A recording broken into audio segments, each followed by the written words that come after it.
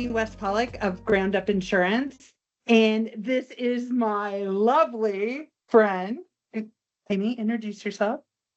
Hi, my name is Amy Luganbill of Collier Insurance Group, and the fur ball behind me is Luna, but she's going to nap through this, probably. And we're together, and this is our first podcast called Go For It, Amy.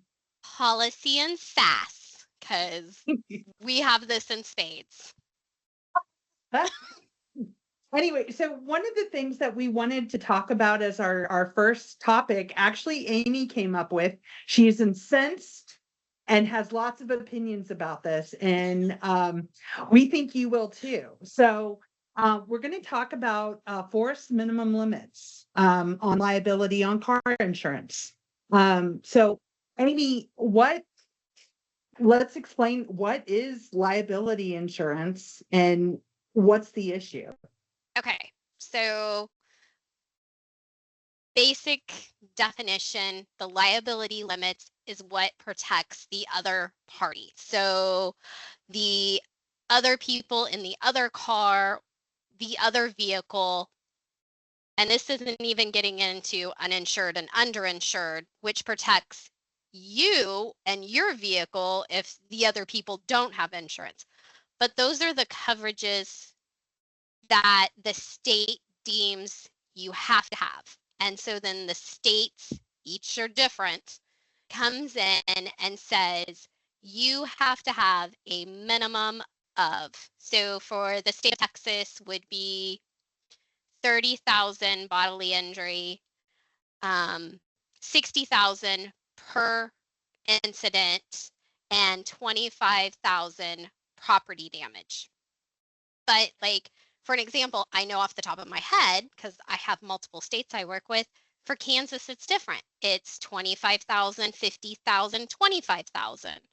So it kind of depends as to where you are as to what those limits are required to be in order to consider you a insured driver on the roads, to ensure you have met the state requirement for coverage. And I think one of the things we need to point out is that first number is for one person's injury. So Yes. if we're in Texas and it's 30/60, we're talking about $30,000 worth of bodily injury limit.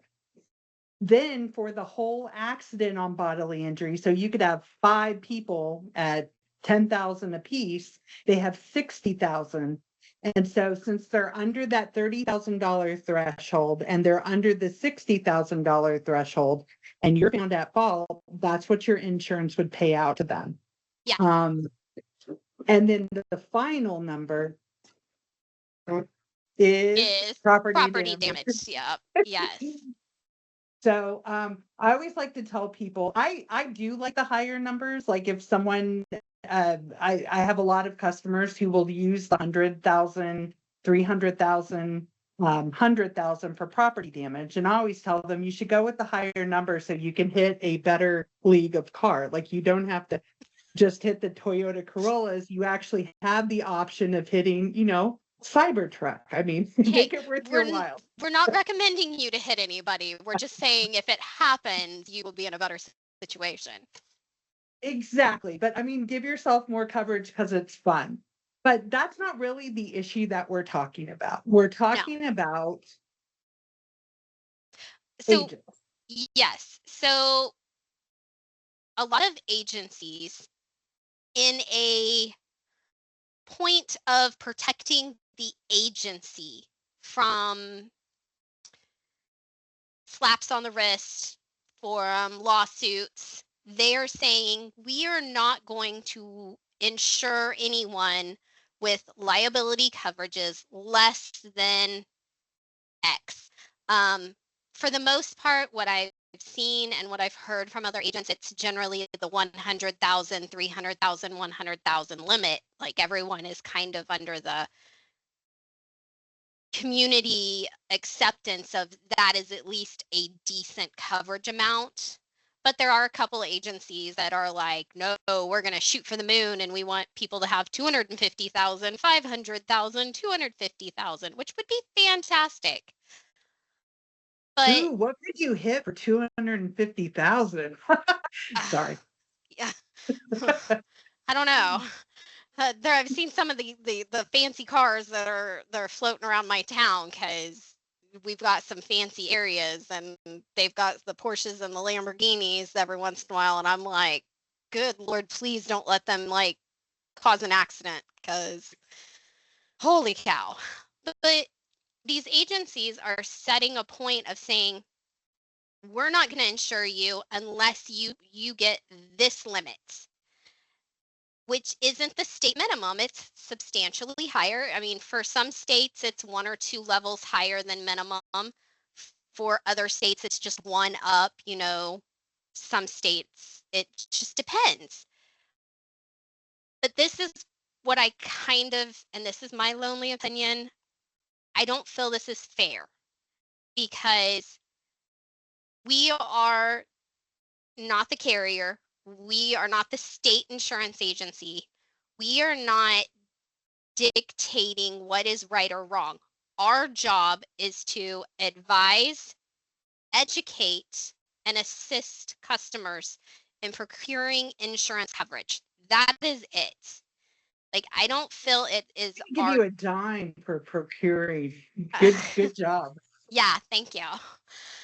I just don't think it's our job to tell someone, no, I'm not going to help you because you're not at this level. Like, and I did do my research on this. I did find in the state of Florida, there's a statute on unfair trade practices, and it includes a section called the refusal to insure, meaning that if an agent refuses to write or renew coverage for someone just because they don't meet certain agency standards, they could be fined and or have their license suspended or revoked, which honestly, I totally agree with. Like, it is an insurance agent or broker. It is your job to not necessarily, I know this is a hotbed term, be an order taker, but your job to advise and help educate people. And if they can't, for whatever reason, maybe they're not in a place financially, get 100, 300, but they want coverage, how is it our right as an agent to go, well, I'm not going to help you? Like, I don't feel, I just kind of have a strong opinion about it. And that makes perfect sense, Amy, because as someone, we don't set our customers' budget, they do. Nope. And the other thing is they know how they drive and how they want to drive. It, and the risks that they're willing to take and if they're on the road very much. So coverage can be overkill in certain efforts. And there's already we talk about like insurance, there's already a non-standard that if you made someone go to 100, 300, 100 and they carried a few issues on that particular one, it's going to rate them out so that they couldn't afford to get the insurance anyway. So it's not just raising the limits, it's making it unaffordable.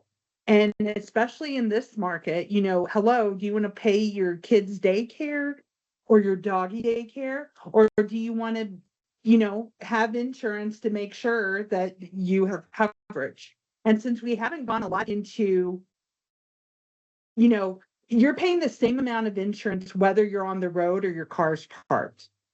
Yes. And that's the truth of the matter. You should be able to determine what works for you.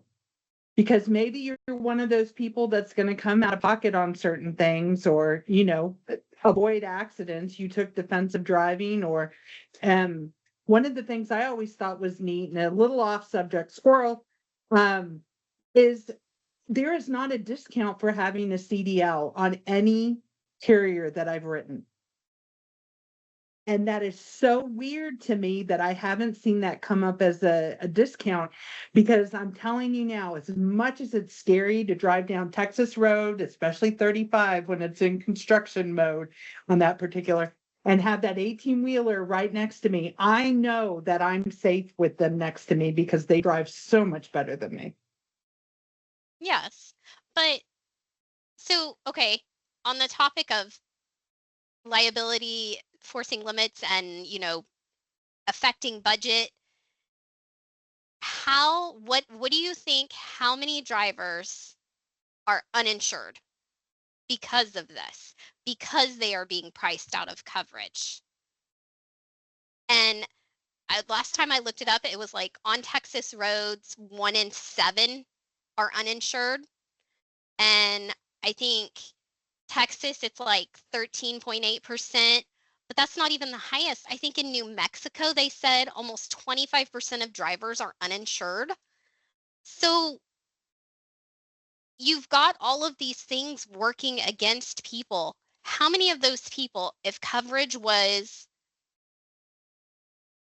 easier to find, there were good agents who educated insureds about their options and what they could do, and didn't limit them on where they would and would not help people, could we see those numbers go down? And could we make it better for everybody? To me, everyone talks about how expensive car insurance is, but I feel like there are all these, like, this kind of sounds like one of those corny like puns, roadblocks to making car insurance more affordable, because we've got agents that are just not helping people. And then you've got the 1-800 carriers who, you and I both know, if somebody picks up the phone and calls them and says, I want insurance, they're literally going to go click, click, click, make this payment, and they're done. They're not educating them at all. So how do we solve these roadblocks? And does Florida have it right? Is making that, little unfair trade practice like one of the things that needs to be put in place to stop agencies from being so gun shy about just doing what they're supposed to be doing? I agree. But you also see that from the carrier side on certain lines of business where the carrier is making determinations of who they're going to ride, and it's got to be nearly perfect, which is definitely another topic we can talk about. Well, that's You are right, but here's the thing. In the US, according to 2022 statistics, 1 in 7 in the entire US were not insured. That is crazy. And New Mexico, 24.9% are not insured. It's ridiculous. And here's the other thing. If you can get people to carry insurance rates, you would get rid of the uninsured. Instead, you would have just the under if you wanted to have more coverage, right? It would be your right. But how much would that take off a customer's bill to not need uninsured drivers, because we've made it affordable for everyone who needs access to a vehicle to have insurance.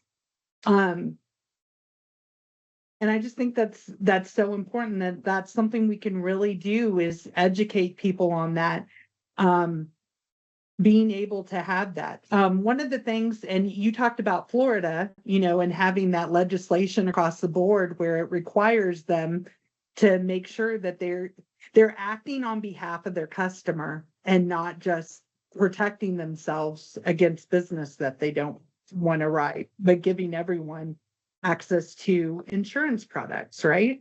Yeah. One of the things that I like about North Carolina is they have all that, yeah, they have all those papers that go out that you have to get someone to sign that says, yeah, you're paying this, but you really could be paying this. So you have to explain the pricing. That is my favorite thing about North Carolina. It's like, here it is. Here it is. Yeah, you're being charged $300 more. And then there's some explanation in there that you're buying this product from so and so, or you got some additional endorsements. But that clear, here's what it looks like to be priced and why it's being priced that way. But it also it gives the customer the education to know exactly. We do it for PIP here in Texas. Like, you physically have to sign if you don't want a certain kind of coverage, so Right. that you know what's available, you So know? why that goes to something we do at my agency is instead of dictating what coverages someone gets, we quote all the coverages and we talk about what your options are. And then based off the client's choice, not only then do they sign the documentation showing what they chose and then what we had recommended and they opted out of.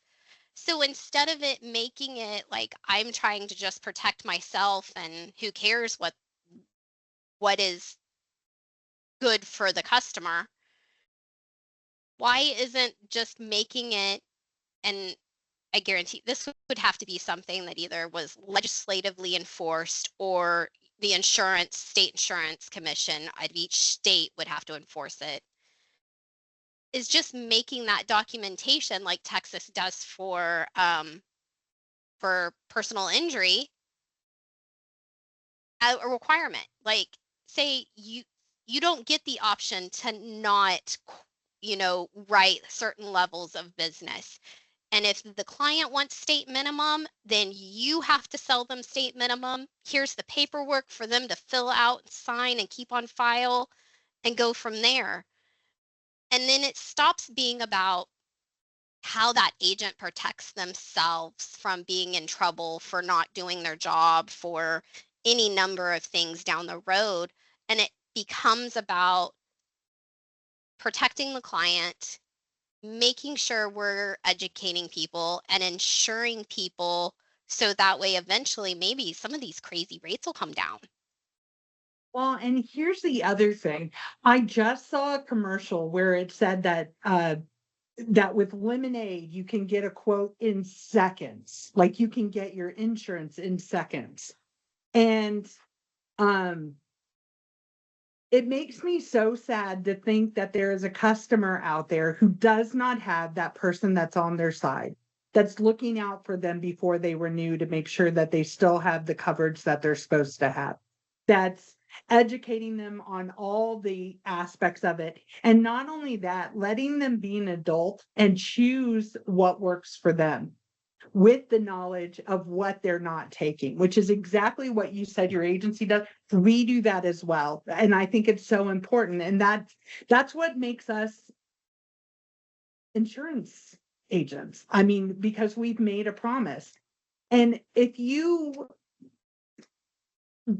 have a bad experience with an insurance agent, you're gonna look for that quote in 3 seconds so that you can get your coverage in seconds, because you don't want to deal with that person who makes you feel like that you're not worthy of someone taking care of you and making sure that you have the right coverage, is what it comes down to.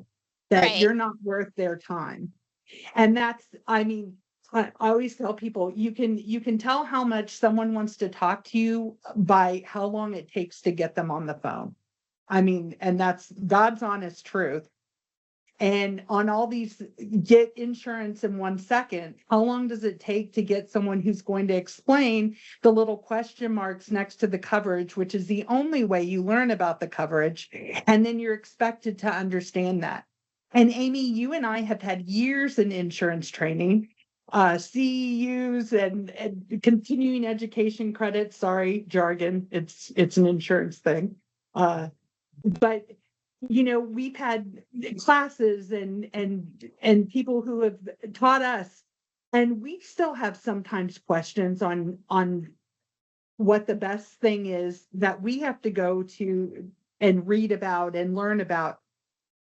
Could you imagine someone trying for the first time they just bought a car, they're excited, and they want to get insurance, and maybe, you know, have an option to get insurance. They're buying their Carvana deal of the month, and they want to get insurance and be able to drive and know that they're taken care of and know that they're safe on the road.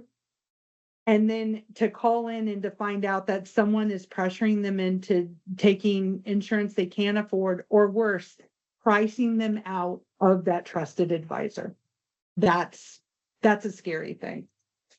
It is, and we have got to add those commercials as one of our topics one of these days, because I have a whole lot on just my pet peeves about those commercials. But I think at the end of the day, like, we have the deck counted stacked against us, because insurance, I mean, if you go and talk to 5 people, 4 of those 5 people are just going to, oh, I hate dealing with insurance. They've already had bad experiences. Bad claims, bad agents, trouble talking to somebody because they never answer the phone, never reply to email. So that you, as a good agent, I love my job. I love what I do. You and I are both huge nerds when it comes to all the insurance news and what's going on. And, we trade articles back and forth, which, it's how we became such good friends. Um, we already have to work so hard to gain trust in people, because we already are having to prove that we are not like the other. You know, what And is that everyone saying? says they're not like the other. That's Everyone it. says, I know. And it's horrible that it's a cliche that we're going to build you, this, and they're not. I know. And And you're like, why are you using this? You don't do that. You're speaking bad about people who actually want to take that role in someone's life and that be their insurance agent and someone they can lean upon and trust, and make sure that they're not calling every time they have a question about, how their car works. yes, I mean, just today I did a post about, we broke a record because it's finally hot in Texas, and we broke a record today, heat wise. And I was like, okay, I'm now waiting for the first phone call from a client to ask about how to file a claim on their air conditioner breaking down. I know it's going to happen. It is going to happen. But it's because my clients know that they can call me and ask any questions. And even though you and I both know this is a silly question, it's nothing that's covered by insurance, home insurance. For me, for my clients, nothing is a dumb question. I want them to call me with all the dumb questions, because I'm the one who, and I know you're the one too. If we don't know, we're going to find out and let you know. And Exactly. and that's how we build that trust. But those agents that, when someone calls and says, hey, I need to get car insurance, and they're like, great. And they're like, I want state minimum. And that agent immediately goes, I can't help you, call someone else. They are, yeah, see, Luna's upset about it too. She's grumping. Um, they're bad for our reputation. They make us look like we are uncaring as a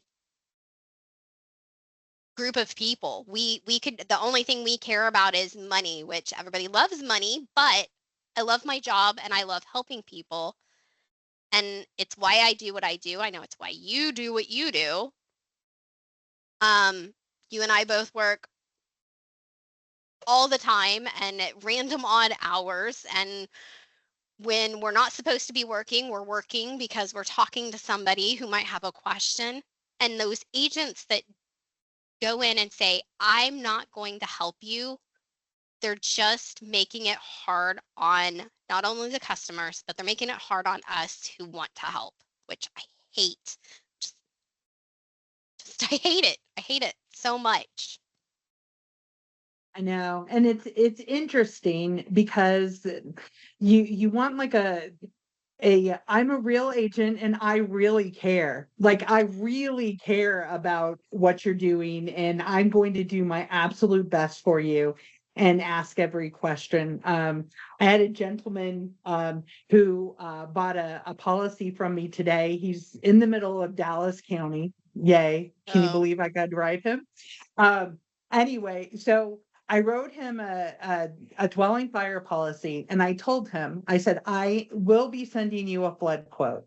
I know you're in zone X. I will send you a copy of the map and I will send you a flood quote because I want to make sure that you have every option available and you know what they are and you don't ever feel like I left anything on the table. And I certainly wouldn't tell him that in order to get a house with me, he has to buy flood insurance. but you and I both know there are going to be agencies in order to meet quotas or to, you know, not for, have those E&Os claims, errors and omissions for, again, technical jargon insurance world. When you feel like your agent hasn't done their job and you file a complaint, that's the coverage that protects the agent, the errors and omissions coverage. Well, those are those dreaded claims that we as an agent never want to have. And there are agencies that are basing their decisions on what they do on trying to avoid those claims instead of just writing good standard operating procedures for their agency and ensuring their agency uses them. That is awesome. And that leads me to one of the resources you shared to me where you kind of put together, you sort of do a promise with your customers where it's a list of expectations, what they can expect from you and what you expect from them. And I really love that you've done that because you've created that foundation and that is a heck of a lot better than telling someone what kind of coverage they can buy and what they have to do with it. Right. Well, I know there are a lot of people who they're busy. They know they need to buy insurance. They've taken the time, they've done their job, they bought the insurance, and then as soon as they're done, they set it up on auto pay and you and I both know 9 times out of 10 they forget. It just automatically pays and then the only time they're going to think about that policy again is if they have a good agent and that agent does renewal reviews or when they have a claim. And I wanted to make sure that when I'm selling that policy that I'm also telling them, hey, you're going to get communications from your insurance carrier. That's not me. I'm your agent. You're going to get communications from the carrier. Please pay attention to those. They could have important information. All those key things that on the back end could cause a policy to be in trouble. And you and I have both see that happens, whether it's billing or a policy God issue. God forbid a tree branch be near a roof Right. and you get the right angle Yes. from the From picture that was space. taken 3 years ago. Yes. Mm. Yeah. I feel like agencies, some of them are just they're doing their best to just hurt the rest of us. And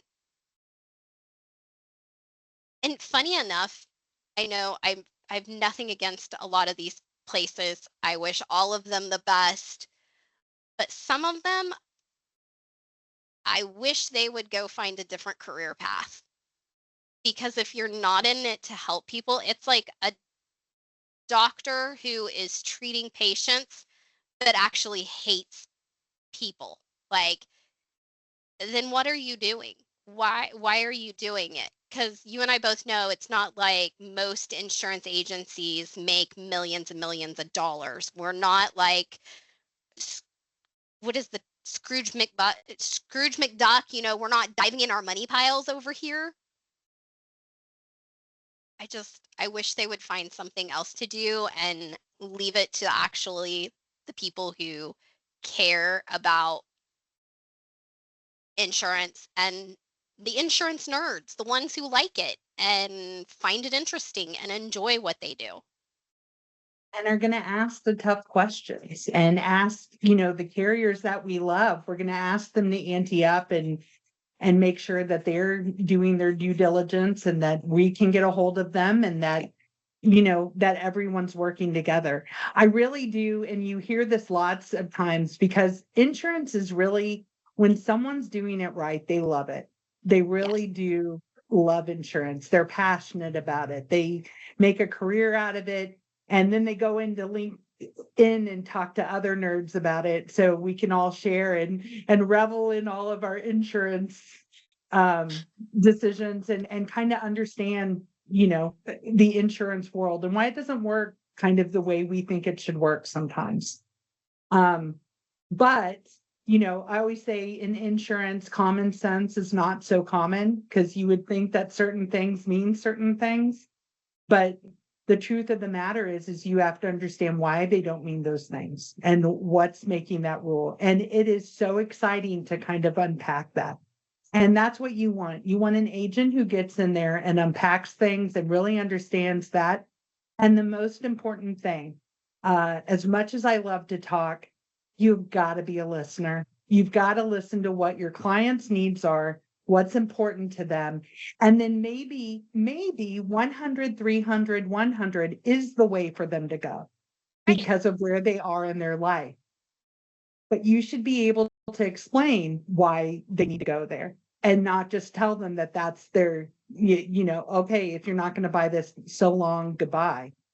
But be able to explain, you have children, we want to make sure you're covered. Or with the 250, 500, 250, coverage, we're going to get a umbrella for you because you have 3 drivers under, 20. You know what I Right. mean? And make sure that you're covered and that you're taken care of so that if something, the impossible happens, that you think is never going to happen to you and it does, you're covered. And it's all about really qualifying the coverages and what you're offering to people and making sure that it works for them and that you're looking at big picture and that you've uh, I love corporate world. We talk about this all the time. Amy, you've had the same training, but we assess needs. We see what the needs actually are and what's important to them, you know? Yes. And even if that price is important, I don't know how many people who think that they're, always about the price. And then you find out they're a value hunter. They want the most coverage possible, but they want it to make sense for their pocketbook and they don't want to pay anything extra, but they certainly want everything covered that needs to be covered. And Right.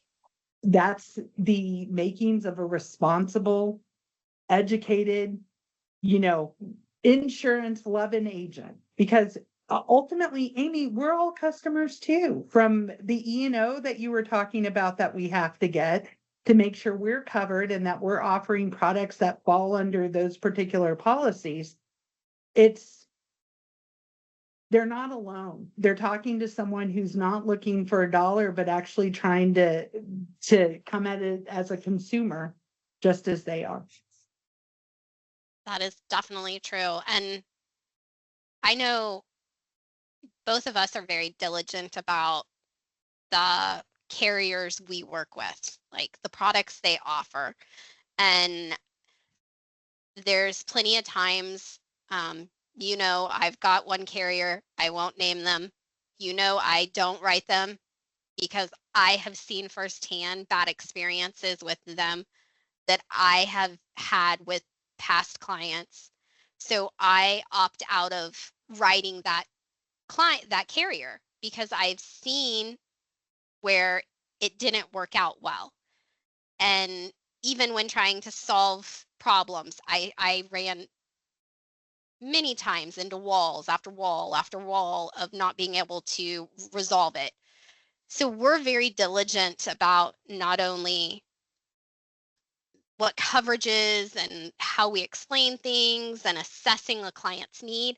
We're also very picky about the carriers we choose to offer to our customers because it makes a difference. It Like, does. And you want your carrier to experience the same level of care from the carrier that you want to give your customer. Like one of our differentiators for my particular agency is we reach out. I'm going to talk to you every quarter, not just at renewal time, but I'm going to do a check-in, make sure you got your paperwork, make sure everything's going good. Because I want to be that hands-on. If it's not someone that I talk to every day, I want to make sure that I'm walking with them. And the way to do that is to be intentional about how many times we touch them. But it's also being intentional about making sure that the people we put them with, it's not just because this company pays us a little bit more, but it's this company on claims it makes me proud to do business with them. right. And that's what we want, you know? Ultimately, we want to make sure that it's someone that we're proud to be associated with. Yeah. And I think, I don't know, I would say half of the agents out there, I mean, we meet some good agents, we meet some good insurance people. But I've also met some pretty bad ones. And it scares me to know that they are out there doing what we do, offering, I don't want to call it advice. They're telling people things, because to me it's not advice. They're telling people things, and But it's a sales pitch. yes, it is what those people are frustrated at. And it is what those people, when we call somebody to talk to them, and that's our first time talking to someone, and they are angry without ever talking to us before, they're angry at those people, the ones who do them disservice and treated them badly before. And it never hurts my feelings. But at the same time, I'm like, man, if you would if I could get you to listen to me for like 2 minutes, I could at least get you to understand that's not me. Because no matter what, I'm never going to represent myself. I've told people in the past, believe me, if I'm not going to insure my mom this way, I'm not insuring you that way. Like, I'm not going to treat you any different. And I think people have kind of lost that. What is that, an old world mentality? I guess, like, treat others how you want to be treated, or how you would treat your mom. Um, Maybe we need to bring this back around, because I think we have. I think we're seeing a growth, especially in independent agents.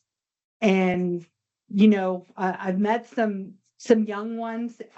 Here's my litmus test. If there's someone I could see go, no way. If I could see them doing the gun thing with the winky eye, I'm done. I'm like, okay, it's nice to meet you. can we just hand them a card that says no? No, Yeah. anyway, it has been an absolute pleasure talking to you. And see Yes. Miss Luna, she's getting comfortable again. I think she knows we're wrapping up. Yes. Um, but it's been an absolute pleasure. And of course, we have more topics to go, since this is our first, our initial one. Policy and sass, Amy. Woo woo. Um, so we're going to put this out on a couple different things. Feel free to follow us, and feel free to send us some recommendations for topics or questions that you have, or that you just want to see what we think, just because we're so sassy.